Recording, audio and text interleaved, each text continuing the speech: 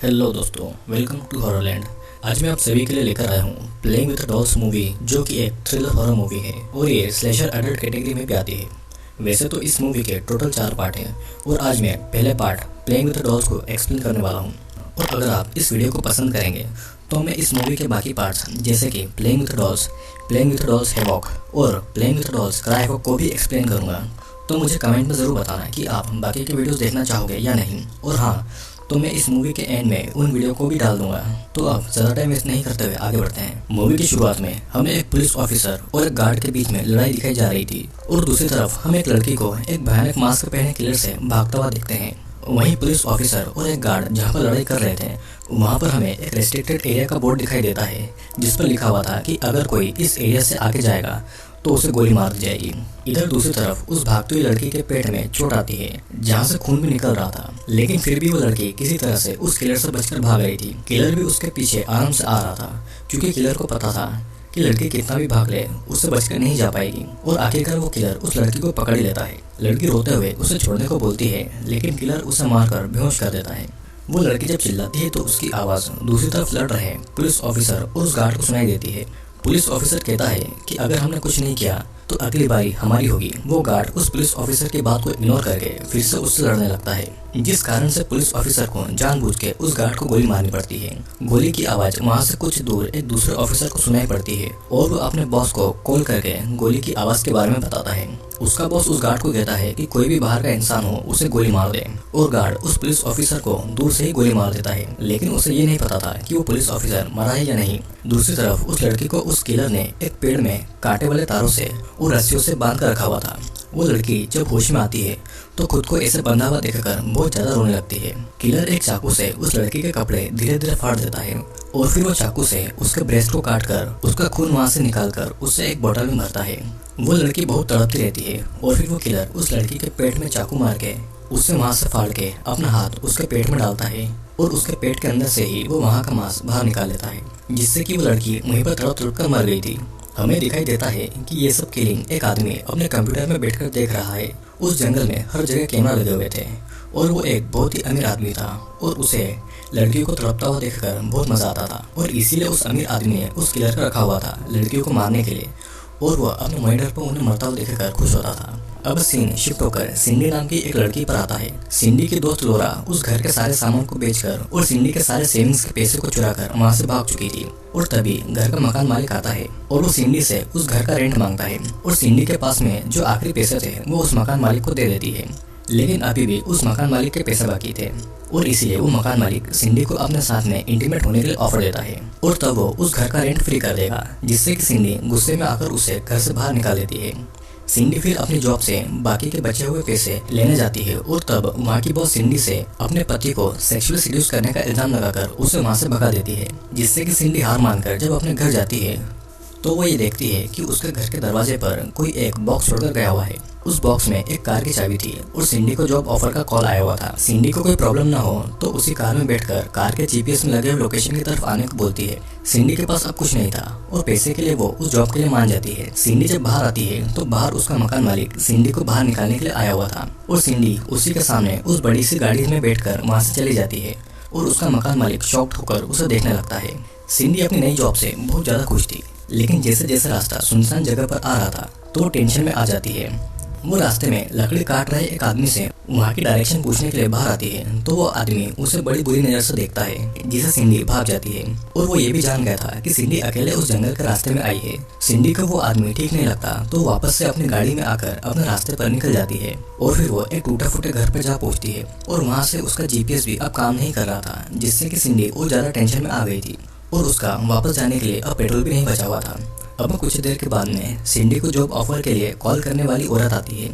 वो सिंडी को लेके एक घर में जाती है और सिंडी का जॉब यही था कि वो उस घर का ख्याल रखे, उसे साफ करे। और ये घर एक अमीर आदमी का घर था जो कि सिर्फ वेकेशन बनाने के लिए यहाँ पर आता था। वो औरत उसे कहती है कि घर पर कैमरास भी लगे हुए हैं, लेकिन वो चिंता नहीं करें क्योंकि ये कैमरा सिर्फ घर के मालिक के वहाँ पर आने पर ही उसे ऑन किया जाता है। सिंडी को अपना काम समझाकर वो औरत वहाँ से चली जाती है और तभी हम देखते हैं कि वही मास्क पहने हुए किलर घर के अंदर ही घुस रहा था और सिंडी को ये बात पता भी नहीं चलती। सिंडी बहुत खुश थी क्योंकि उसके पास अब नई जॉब थी, सिंडी के पास रहने के लिए जगह भी थी और उसके पास कुछ पैसे भी थे।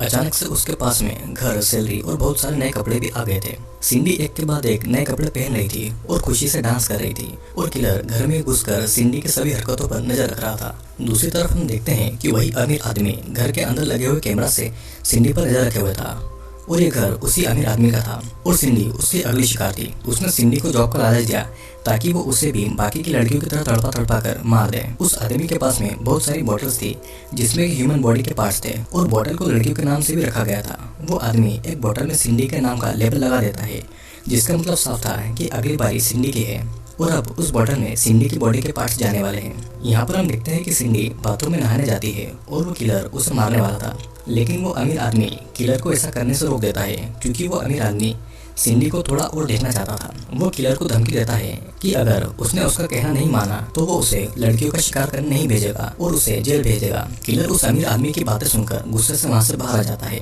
सिंडी जब सुबह उठती है तो दरवाजे के सामने एक मरा हुआ जानवर था जो कि किलर ने सिंडी को डराने के लिए रखा हुआ था। फिर कुछ देर के बाद में किलर जब अपने घर पर जाता है तो उसका घर एक कैनिबल फैमिली का घर था।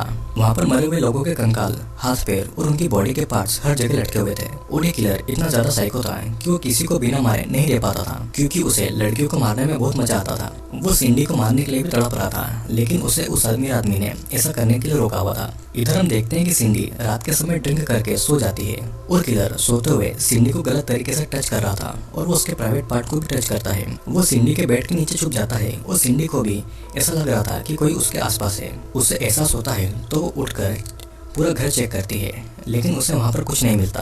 अगली सुबह सिंडी घर के बाहर बने एक हॉट टब में अपने पूरे कपड़े निकाल के नहाने जाती है और तभी वहाँ पर एक पुलिस ऑफिसर सिंडी से मदद मांगने के लिए आ जाता है। वो ऑफिसर पूछता है कि क्या उसके पास में कोई फोन या फिर वहाँ से निकलने के लिए गाड़ी है, लेकिन सिंडी के पास में कुछ भी नहीं था और उसकी गाड़ी में भी पेट्रोल नहीं था। उस पुलिस ऑफिसर को बहुत ज्यादा चोटें आई थी तो वो वहीं पर बेहोश हो जाता है।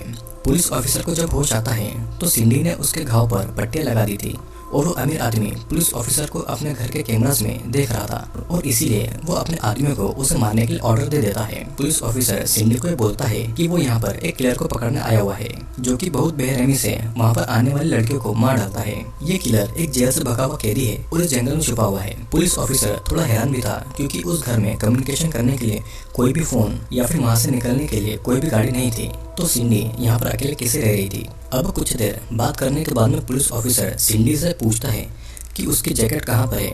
सिंडी ने जैकेट को ड्रायर में डाल दिया था तो पुलिस ऑफिसर तुरंत वहाँ पर जाके उस जैकेट को निकालता है क्योंकि उसके जैकेट के अंदर एक फ्लैश ग्रेनेड था और ये फ्लैश ग्रेनेड वही फ्लैश ग्रेनेड है जो कि पबजी में कुछ देर अंदर करने के लिए फेंका जाता है। वो उस ग्रेनेड को बाहर निकाल कर रख देता है और तभी उस अमीर आदमी के लोग उस पुलिस ऑफिसर के ऊपर गोलियों से हमला कर देते हैं। पुलिस ऑफिसर भी उन पर गोलियां चलाता है और घर के अंदर वो किलर भी सिंडी को मारने के लिए आ गया था। सिंडी उससे भागने के लिए घर के बाहर चली जाती है और किलर भी उसके पीछे पीछे चला जाता है उसका शिकार करने के लिए। वो सिंडी को पकड़ने के लिए जंगल की तरफ भाग रहा था और सिंडी उस फ्लैश ग्रेनेड को उस किलर के ऊपर फेंकती है जिससे कि बड़ा धमाका होता है। उस धमाके से सिंडी और किलर दोनों थोड़ी देर के लिए अंधे हो जाते हैं, मतलब कि उन्हें ठीक से कुछ दिखाई नहीं दे रहा था। सिंडी फिर भी वहाँ से भागती है लेकिन उसे कुछ भी नहीं दिखाई दे रहा था तो वो एक पेड़ से टकरा कर बेहोश हो जाती है।